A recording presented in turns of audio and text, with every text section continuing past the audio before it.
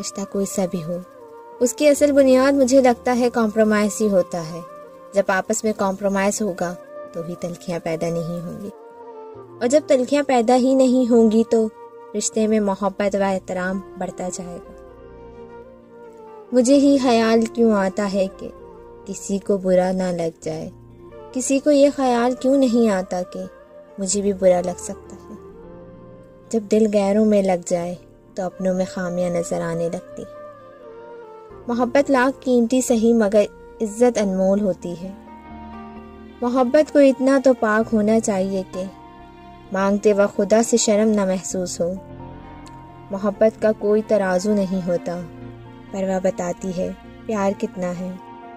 10 لوگوں میں سے ہو سکتا ہے 9 لوگوں کو آپ سے محبت ہو، لیکن آپ کو اس 10ویں شخص سے محبت ہوگی جو آپ سے محبت نہیں کرتا ہو۔